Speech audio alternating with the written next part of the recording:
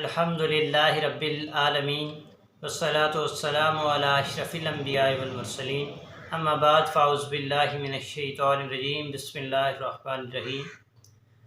حضور نبی اکرم صلی اللہ علیہ وآلہ وسلم نے ارشاد فرمایا کہ تم اپنی جانوں، اپنی اولاد اور اپنے اموال پر بد دعا نہ دیا کرو، کیونکہ ایسا نہ ہو کہ وہ قبولیت کی گھڑی ہو اور وہ تمہاری بد دعا اس کے حق میں قبول ہو جائے۔